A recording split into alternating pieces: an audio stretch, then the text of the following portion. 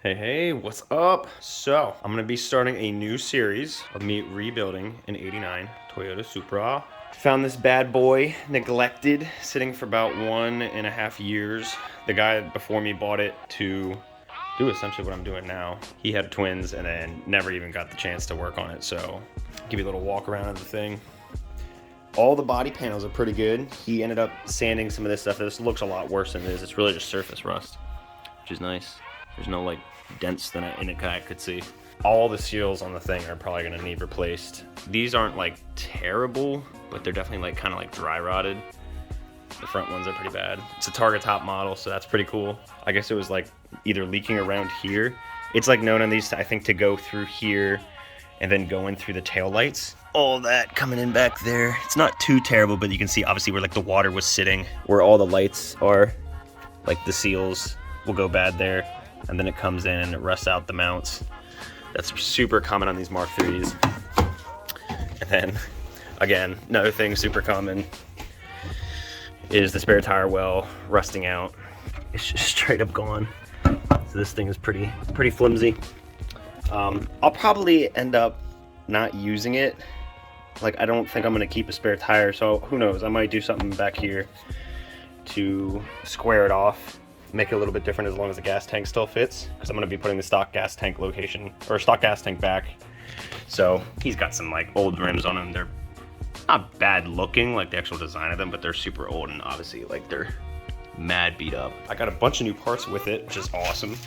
These are some Brembo brakes off a Lexus, I believe. For whatever reason, they only left me 3, so that's interesting. Brand new ball joints here, I believe. 94 Supra coils. Got brand new brakes in there to fit these guys. So I haven't looked up, but I'm pretty sure that they either direct fit or there are mounting brackets you can get that make them fit perfectly. Brand new pads for it, brand new thing of oil, brand new spark plugs. Believe he had a shifter sitting around here, a bunch of spare stuff in here. Some hoses, stuff like that. Those are shot. Those are newer shocks, but they're gone. Some newer springs. I'm not going to use those because I'm definitely going to put on coilovers at some point here. Up here, it's not too bad. I mean, got the 7M in it, you know, represent. He had the head and the block resurfaced and had a metal steel head gasket put on, ARP head studs, still stock internals, but refresh the head up.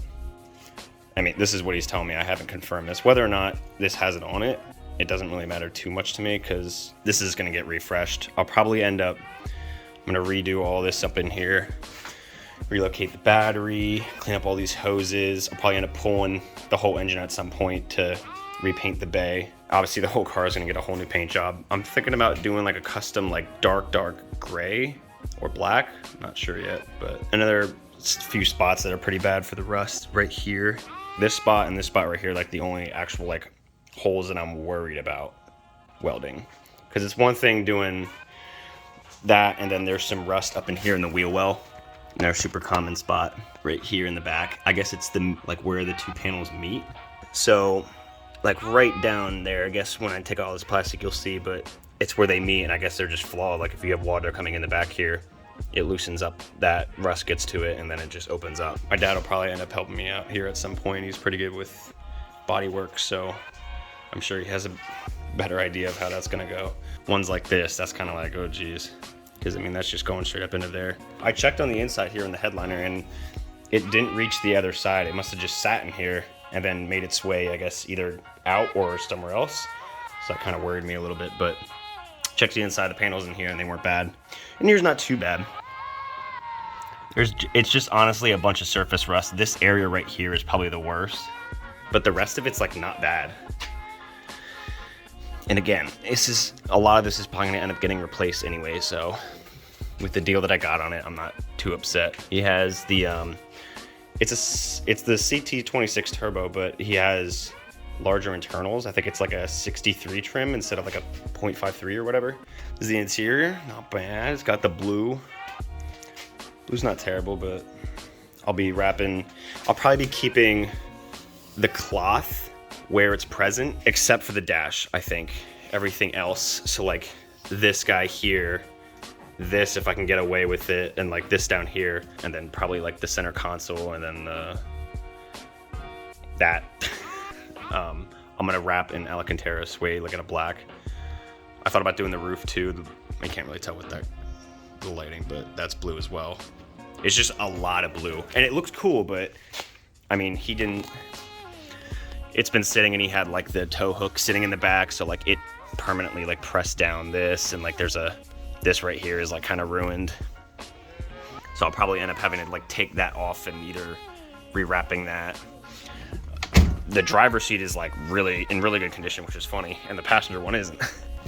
This one's like, he had a box sitting on it and it had duct tape on the bottom. It's like this is on it, so I should be able to get this off. But besides that, they're still in good condition. I mean, like the adjustment thing still works on it and everything. Another good view of the dash. It's just so cool. It's like going back in time.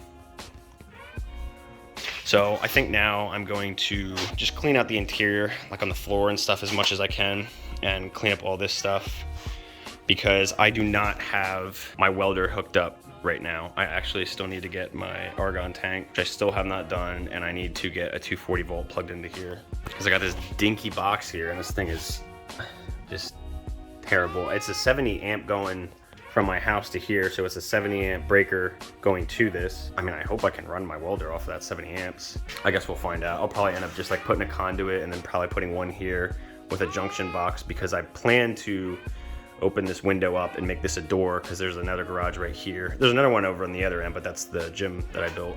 That is gonna be like my woodworking / welding area, so like fabrication. I would like to keep most of that stuff like out of here if I can, so I'm not getting like the bike dirty, or like, you know, I don't know, keep as much dirt out of here as possible. Nothing's worse than like doing fabricating work like that and it's like all over the place. So yeah, I'll set this up, do a little time lapse or something, me cleaning the interior here.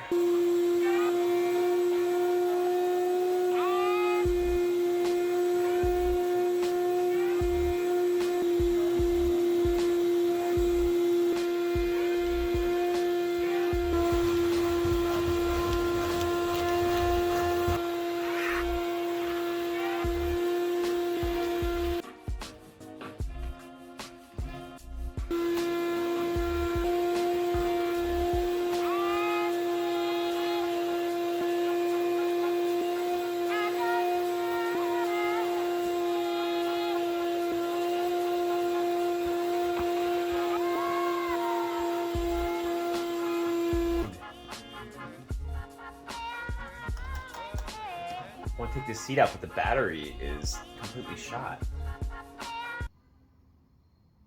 Yeah, I'm gonna go get a new battery. I would throw it in with the new baby. Doesn't matter because I'm reloading this battery, but holy crap. This is what they said was supposed to fit in here for the 7M. Dude, that is not the right size, bro. That's way too big. But, I mean, it fits like perfectly in the tray, but dude, come on. That's a big old hunk of battery for that thing. It was like 120 more cold cranking amps than it needed to be, but I figured like this will be fine for now. I'll probably end up getting like an Optima red top when I put it in the back, but this thing's probably gonna be wilding out when I put it on, because I have the ignition like stuck on. Heck yeah, boy, we got power. Finally, I can move this dang chair. All that just to move this chair, so I can reach the bolts. Yes.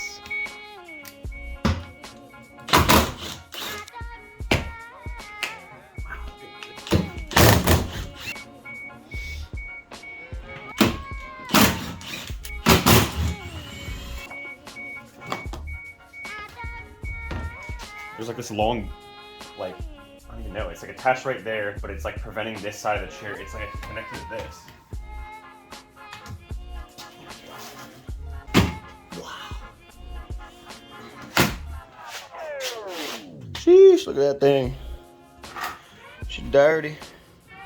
This is that slide mechanism thing I was talking about. When you go to pull it out, you can't pick it up like that. You have to like, essentially like angle the seat and then slide it out like that.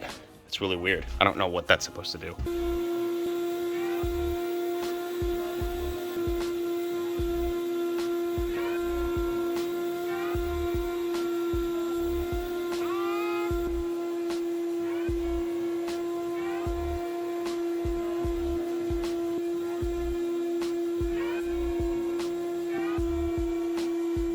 the target top off, like there's so much room to do stuff, and I can just literally, it's so easy to go across it and do stuff inside and work on it. I can literally just like chill up here. It's great. 10 out of 10, would recommend.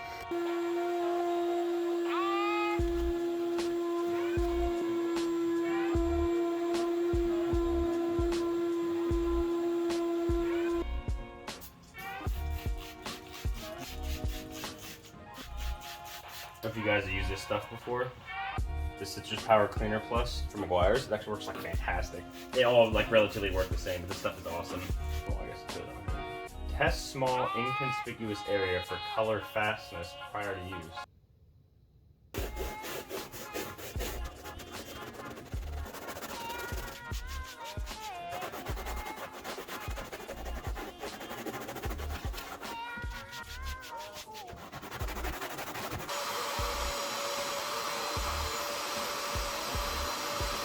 This is just after one side. I don't know if you can see a difference on camera. It's crazy in person. So much cleaner.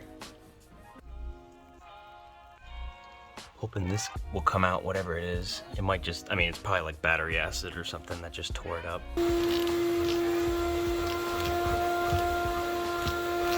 I extracted this guy too. My goodness, look at the difference in that. It's crazy. It's so satisfying. There's another better view of like how different. Beautiful.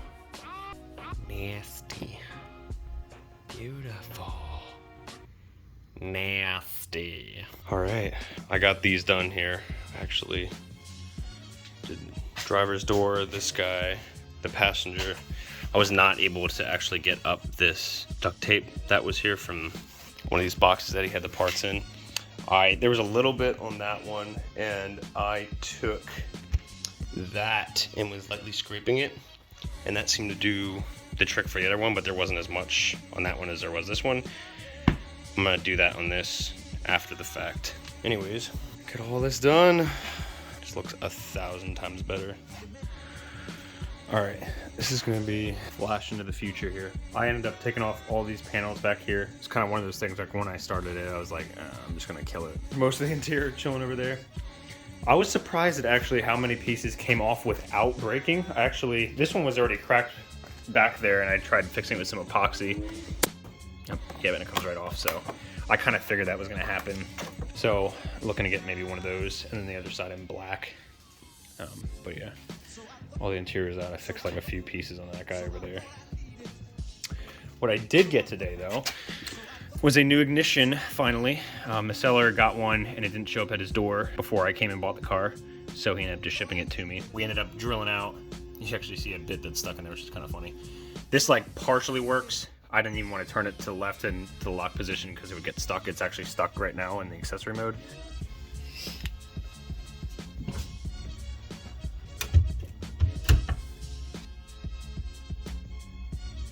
There's a screw right here, but it's facing the back. So I'm not sure how they exactly want you to remove this. Might actually have to look that one up. It's this. You're joking, that's it? That was it? You have, bro, oh my gosh.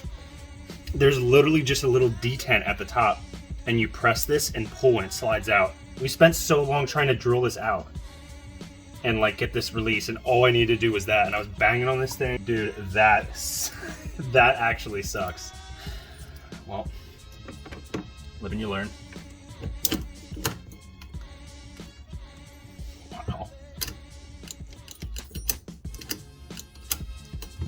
Took the fuel pump relay fuse out, so this shouldn't do anything in theory. Okay.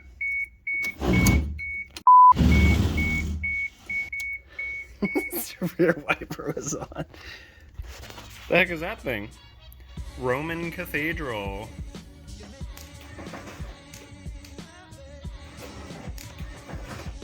Yo, these are sick. Look at them bad boys. Definitely gonna be replacing these with like the sleepy eye look, but still pretty cool. It's not every day you see pop-up headlights on a car. Finally got these taillights out. This one was really bad. The other one wasn't too bad with the seals on it, but See how bad this one is? Like half the stuff is like loose in it, but it's super common on these that the seal that goes around here goes bad. But yeah, that's what these end up looking like. And these seals just go bad and then they get super nasty. And then, yeah, water goes right through them and ends up rusting out. And no bueno. You can see how bad this side is. Oh my gosh. All right. As much as I don't want to, the next step here is gonna have to be taking out this dash. The windshield is gonna come off anyways for us to do all the welding work on here, because this is super close to that. So I don't even know how we would get underneath there to do that wire sawing thing without destroying the dash. And also, since I bought this car out of state, bringing it back to PA requires to check or verify the VIN on all vehicles that are brought from out of state. It either has to be in person or you have to trace over the physical VIN. On here, it's the only way PennDOT will accept it. Obviously, I'm not trailering this thing as it is all the way to a notary just to get them to verify it. It is in the crappiest spot. I can't get anything down in there. Even if I could get paper down in there, I would have no way of tracing it then with the pencil. So sucks, but dash is gonna have to come out so I can at least do that to get that ball rolling.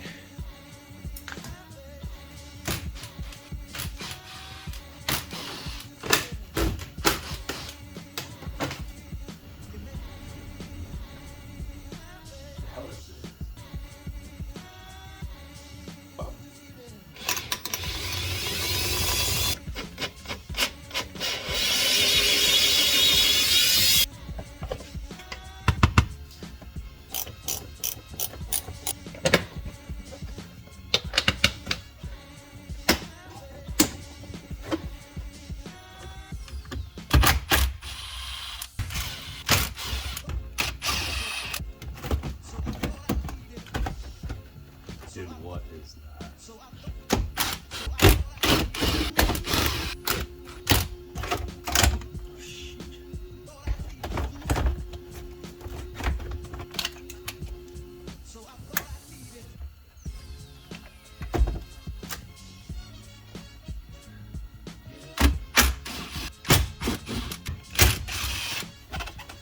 Oh man, what is that? No clue where that goes. That's good. It's really nice of the genius who installed this to just do one of these stupid things. I'm gonna cut this and then properly do this later.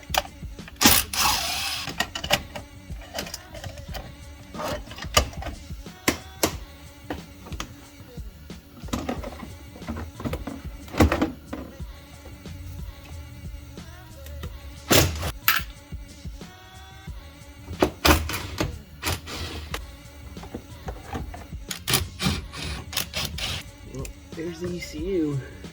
Yeah, very nice.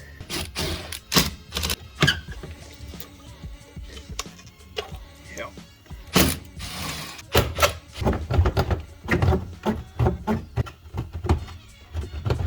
No, it's not that. No, it's not that.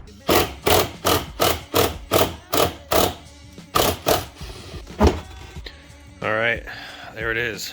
That took forever. Word of advice, take out the shifter. I couldn't pull it like straight out and tilt it because obviously the angle, this is pinching in like while you're pulling out. Anyways, just make sure you do that when you pull them. And there's actually a loom that, the only one that you can't like disconnect that doesn't have necessarily a quick disconnect that you can reach to until you have it pulled out, is there is a loom that comes out of the back of the dash. There will be a like clip-in holder right there, and then there's also one back here that you can't really see. There's like one right here. It connects to your e-brake cable that goes to this guy, and then some of your other switches, I think for the door window switches, but it tucks underneath here, so make sure you try to remove that beforehand. There's also a grounding bolt that goes right here. I put it back so I don't lose it. It's out, so there we go. You guys did not see this part of it, but I did get started on removing some parts of the engine here. It looks like I did a lot, but I didn't really. I basically just removed the hood and took off the igniter assembly right there. Disconnected my fuel pressure regulator for the one that he has right there. Some other odds and ends stuff over here, catch can, battery, I already took that out because I'm going to be relocating that. But anyways, I got some GoPro footage I'm shooting of that, but I'll put that in the next video. But I am going to call it here at this one because this is at a pretty good stopping point. So I will catch you guys on the flip side on the next one. Thanks for watching.